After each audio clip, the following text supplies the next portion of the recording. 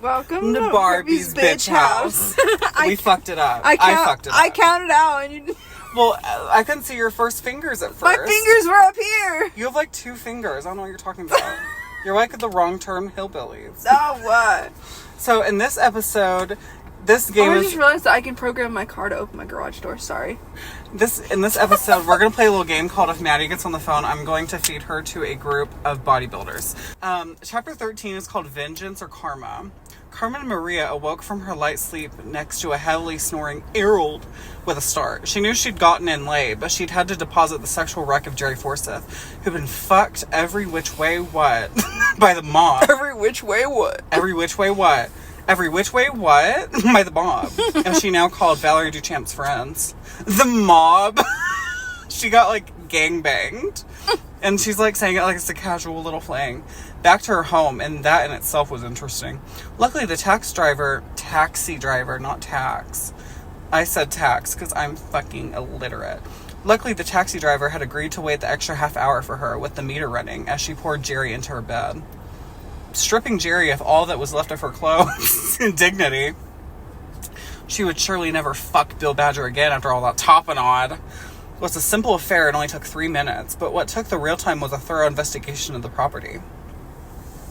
Carmen knew that knowledge was power, and while Jerry wasn't an A-lister yet, with her present actions, she would soon be one. Nipple rings, clit rings, wearing virtually no clothing all had the power to open doors to a higher society, and her willingness to be fucked by anyone would ensure those doors would be soon opened to her.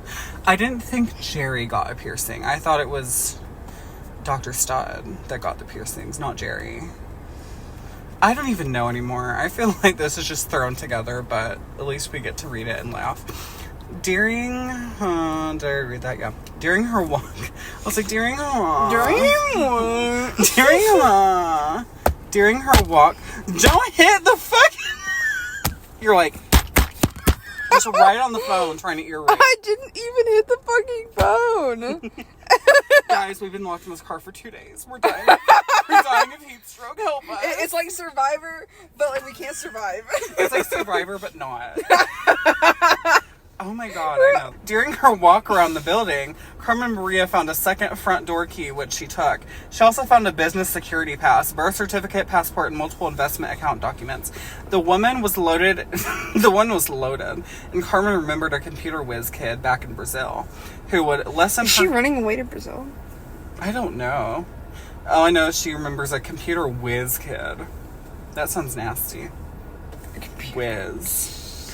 Not the computer part. You're like, computer. It's such a nasty word. What is nasty is computer. That sounds like you poop out cum.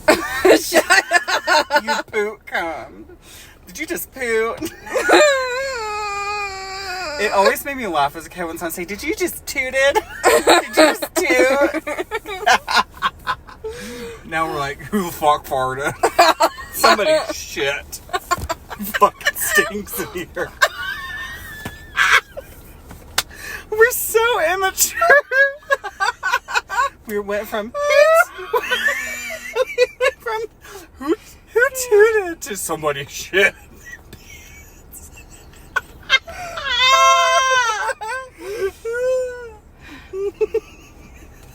God damn.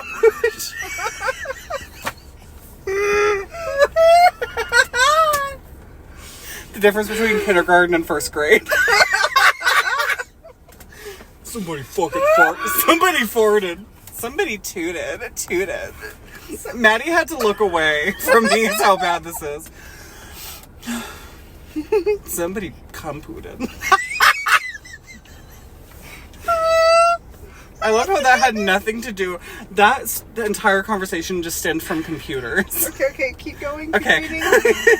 Computer whiz kid back in Brazil who would lessen her burden for a couple of hundred of their dollars. The only item that unfazed her was a bank letter to a Mr. Richard Forsyth, her husband. Sorry. Oh, it's like Dick. Richard Dick. Dick Forsyth. Well. So is Jerry married? Yes, I think so, unless it's her dad. Her husband, the address was correct and its contents were more, oh yeah, it must be her husband. And its contents were only more bank access numbers and totals, an annual summary, so to speak. If Jerry was loaded, Richard was drowning in money. Do you think she killed her husband? Who would have believed it, thought Carmen. Jerry having a very rich husband.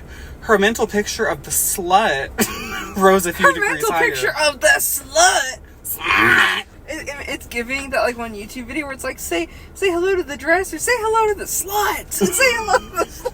Her mental picture of the slut rose. I thought she said like slut rose. I'm like, what kind of flower is that? What is a slut rose? I want a slut rose for my garden. Her mental picture of the slut rose a few degrees higher.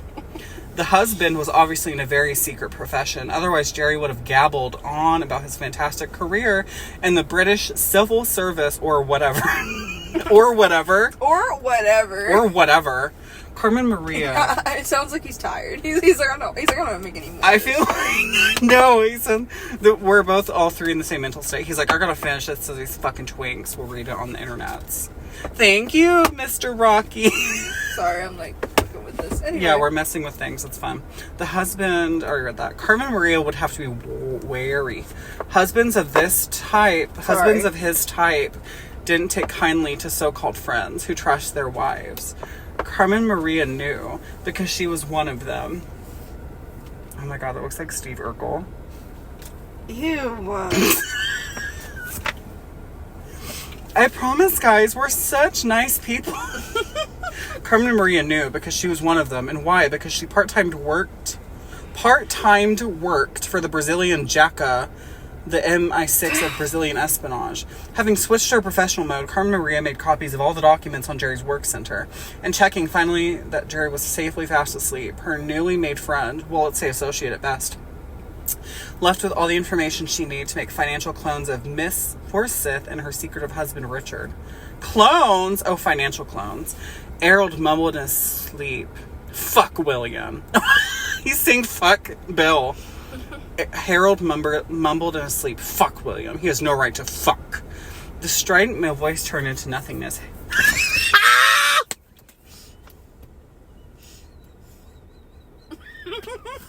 I just saw what's coming up. Okay, you gotta go. The strident male voice turned into nothingness. Harold Badger farted, coughed, and pulled his still half erect cock, turned over and returned to his deep sleep. But she was now awake. She's like... oh god, no! She's like, it's like a Dutch oven.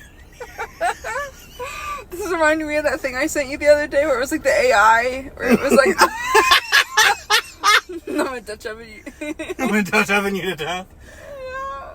But she was now awake. The sex up till now, if that was what you could call it, with his permanently flaccid cock, was, well, basically disastrous. The old man, again, if you could call him a man, needed. Well, that was another story, she thought. This is like schizophrenic ramblings. Is this Carmen Maria de Silva, or is this that one girl? Carmen, I think. Right? Because didn't he sleep at that one girl's apartment? So is he with her still? Maybe. I don't know. It's possible it might be the other girl. Because I thought Carmen de Silva was at Jerry's apartment.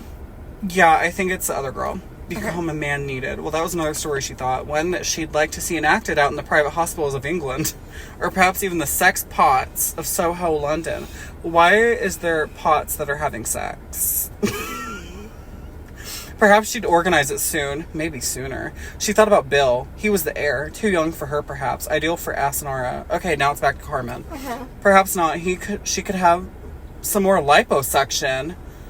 Fucking bitch. A few more tucks. Like tucking your dick between your legs. Like if you're a dark queen. She knew her tits were still good. The old man proved that at least. He'd also proved her fanny was also up to it. Her clit was probably more responsive than it had ever been. But to be honest, she thought, the real problem was the old man needed to move on. She tossed and turned.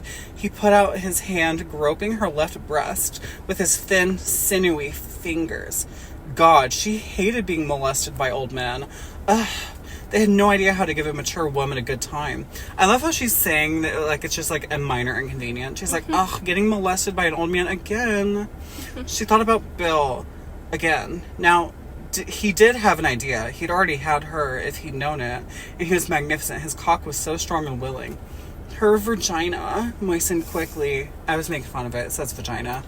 Her vagina moistened quickly at the thought. Could she... So Carmen Maria de Silva wants to fuck Bill. I think so. That's no! It's so gross. Because her daughter is with Bill now. Because she dared to let Asanara have him totally to herself. Maybe they could share. I'm gonna take... There's no more. Yeah, we're about to die of gonna heat have a stroke. Sorry. Asanara lay back on Bill's bed and opened her legs wide.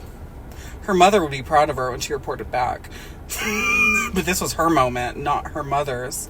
Oh, wait. But this was her moment. Her mother was no one. She wasn't being fucked by this monster dick. It was her, Asanara. She'd never seen anything quite the size of his cock before. Of course she'd heard the rumors. Do you think Bill and, like, Asanara are kind of, like really good together, if that makes sense? No, I don't think. Because I think Asanara and Bill kind of actually like each other. I think that's the point. Instead of, like, the fucking other bitch Yeah. that Bill was crushing on. Asanara lay back. Beatrice, because I think she was a lesbian. She probably was. Asanara lay back on Bill's bed and opened her legs wide. Her mother would be, oh yeah, monster dick. It was her, Asanara. Oh yeah, monster dick. She'd never seen anything quite the size of his cock before. Of course she'd heard the rumors around the depot. All sheer jealousy, she'd thought. Now she knew better and would very soon feel the expanse of his cock penetrating deeply inside her. The way you clutched your pearls. I had to burp while that was happening. Could she take it? You clutched your pearls. You were like, ugh. The question was irrelevant, as Bill was now on top of her opening... Hold on. Not her opening. Her opening. That her takes me back to folds. G-spot. Fairy. G-spot. Now she knew better and would very soon feel the expanse of his cock penetrating deeply inside her. Could she take it? The question was irrelevant, as Bill was now on top of her open to legs, kissing her clit with a gusto. Who the fuck? The way I said, I think it's a gusto. Like gusto, but I said a gusto. I'm like, who the fuck's a gusto? Is he a new character? Gusto. Kissing her clit with a gusto she'd never before experienced. His tongue was like a magician.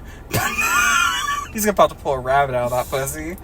Pulling tricks from her clit like she could never imagine or experience. But now she orgasmed again and then squirted. Squirt. Somebody squirted. I'm sorry. Squirted. I'm just imagining her orgasming and squirting like when you laugh and fart. This episode's too farty. I don't like it. Drowning Bill in her own special juice. He laughed and said, that's the second... Sorry. That is that lady when she drowned Bill in her juices. Ask Nora. Ew. I'm losing brain chemicals from this heat wave. But now she orgasmed again and then squirted, drowning Bill in her own special juices. He laughed and said, that's the second time today, or am I delusional? He knows how to count. Wow, that's a surprise. Asanora gasped, it's my first. Perhaps it was a new client?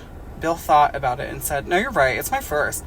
None of my clients are capable of squirting. They both laughed, ha! And Bill gently moved his cock into position. Darling Asanara, are you ready? I'll take it gently. Scream if you feel pain. Gently? Yeah. Scream if you feel pain. I'll withdraw immediately. Dearest Bill, she replied, just give me the best fuck of my life. Bill Badger smiled and let his cock do what it did best. Fuck beautiful women beautifully. Carmen Maria dropped off to sleep, thinking about how to bring about Harold's end. Oh, she'd found Richard Forsyth, who was extra loaded, much more so than Harold. She knew she'd be kind. After all, Harold had given her so much. His house, his business, and best of all, unknowingly, his only son, Bill. She purred in Portuguese, moving her lips rapidly in the darkness as Harold loudly snored and grasped his newly revigorated cock, mumbling, fuck you, redhead, fuck. Yes, the best was yet to come. She'd contact her witch doctor. We'll wait for this witch doctor name. Geronimo. Geronimo Stilton. Geronimo Stilton! That's what I was thinking of. I loved those books as a kid. Geronimo Luis de Silva in Brazil tomorrow and order another very special. So it's like her cousin? I guess so. She's like, can you give me this potion to fuck men? He's like, hell yeah, cuz. Cuzzo. Hell yeah, cuz. In Brazil tomorrow and order another very special but extremely expensive concoction. Veronica Studd. We're just going back to back like tennis. Ping pong, whatever sport it is that throws balls. Veronica Studd, dressed only in her long overcoat and 6-inch high heels, Jesus Christ, lingered outside the Crooked Man pub. She'd had a couple of men asking her for sex, but she'd shrugged them off. Now it was virtually closing time. The overuse of virtually needs to be studied. And she desperately needed to speak to Janice, the manager. She walked in and sat on the same bar stool she had with Bill Badger just a few nights before. Janice recognized her and said, Chardonnay, large glass. Veronica mouthed, yes, face. So she's like, and let her overcoat open fully in front of her. Dr. Stud's nipple and clit rings sparkled in the dull pub lighting. Janice swooned. She knew this woman was trouble from her first meeting with Bill, and now here she was, for her, stunning in her nakedness. I finish in 20 minutes, and then we'll go upstairs. Dr. Stud took a sip of her Chardonnay and waited patiently. The end. These books end on a fucking cliffhanger, and now we have to wait until probably like 2 more fucking years, and by then the podcast will be over, because I'll probably be like, dead. Because I'll probably be like, dead or like a psychologist. So or like actually someone else with their problems. Yeah, like, hey everybody. And they're like, oh. I imagine we're gonna be old. Well, I mean, not that old, but like we're like grown up. We're not going here anymore. We're gonna be like, hi guys, Trent's at my house. We're gonna record this. We're gonna record Barbie's bitch house. And I'm like, so how are the kids? And you're like, oh, they're in their cage. They're in the backyard. I had to take them out back. Oh, God. Well, guys, that has been season 3. And it is coming to a close because it's over. Yeah, season 3 is over. Next season, we'll read something else. I have an idea of what it'll be. But, bye, guys. Bye.